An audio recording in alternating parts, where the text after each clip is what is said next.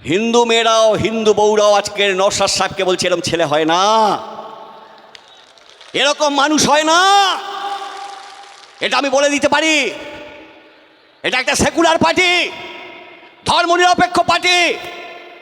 সেই কারণে আমরা যাকে এখান থেকে জন্ম দিয়েছি রাজনীতিতে, ভাঙড়ের মান সম্মান ইজ্জতকে আজকে তুলে ধরছে, রাজনৈতিক নেতা হচ্ছে। আমি আপনাদের কাছে অনুরোধ করব, এই সোনার টুকরো ছেলেকে আমরা হারতে দেব না। আমাদের দায়িত্ব ভাঙড়বাসীর নওশাদকে জেতানো। আগামী দিনে বাম যারা উঠছেন তরুণ প্রজন্ম এবং নওশাদ সাহেবের মতো ছেলেরা, তাদের হাতে আমরা বয়স্করা ব্যাটন তুলে দেব। পশ্চিমবাংলা চোর মুক্ত করো, বিজেপি মুক্ত করো, পশ্চিমবাংলায় দাঙ্গা মুক্ত করো, পশ্চিমবাংলায় ঘুষখোর মুক্ত করো, পশ্চিম নবান্ন থেকে চুরি হটাও। এইভাবে তাদের হাতে ব্যাটন তুলে দেব। আমি শেষ কথা বলবো, আপনাদের কাছে স্লোগান দিন, চোর তাড়াও, নবান্ন থেকে চোর তাড়াও, দাঙ্গাবাজ হটাও, দাঙ্গাবাজ হটাও। 29 তারিখে নওশাদ সিদ্দিক সাহেবকে 1 লাখ ভোটে জয় করুন। মমতা ব্যানার্জি জেল খেটেছে। মমতা ব্যানার্জি বামফ্রন্টে বলে একদিনও বুদ্ধ জ্যোতিবাবু জেলে ঢোকাননি, কিন্তু নওশাদ সিদ্দিকী তার দলের সমাবেশ করতে গিয়ে তাকে 40 দিন জেল খাটালো। চুরি কেসে জেল খাটিয়েছে? হ্যাঁ, কোনো ঘাবলা করেছে?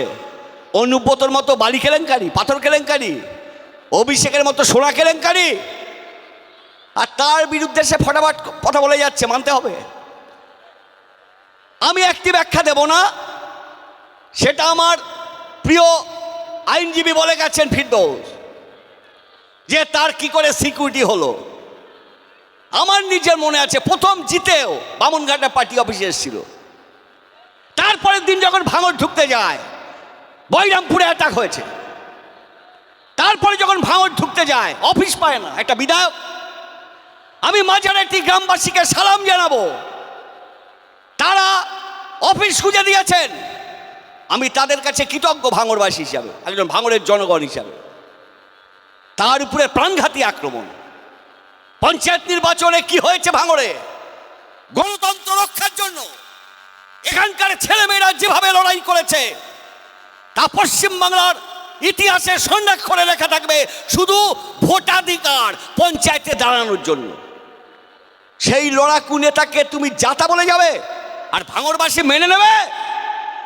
ভাঙড়বাসী, নওশাদ সাহেব ও ভাঙড়বাসীর কাছে কৃতজ্ঞ, তাকে এখান থেকে জিতিয়েছিলেন।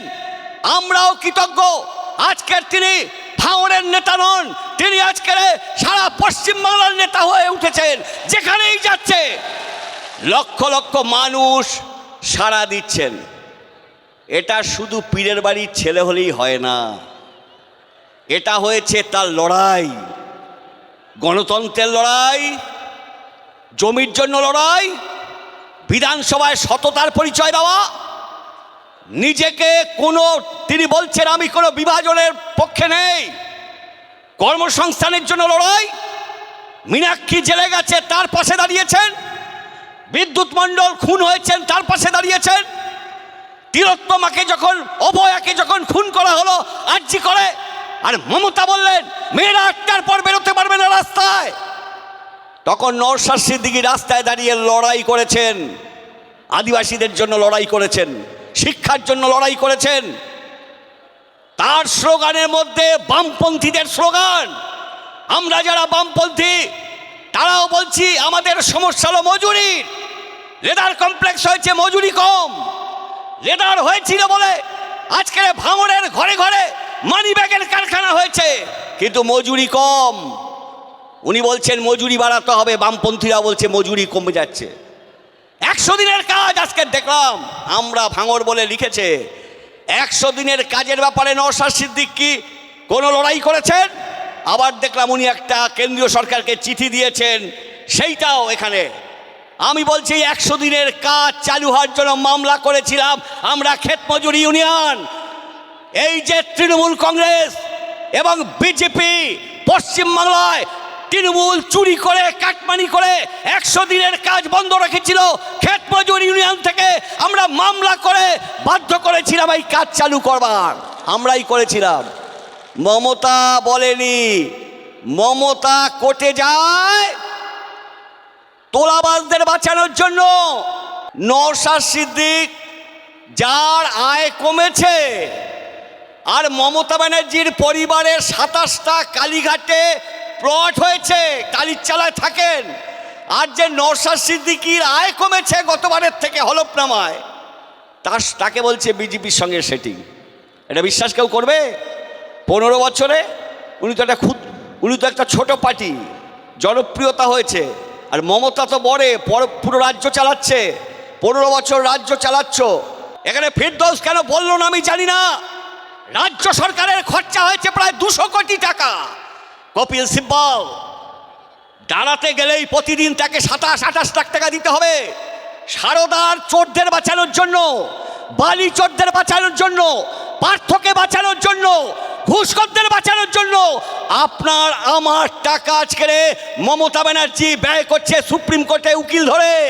আর নওশাদ যদি প্রতিবাদ করে তাকে জেলে ঢোকাচ্ছে। আপনারা বলুন, লড়াইটা হবে কি হবে না?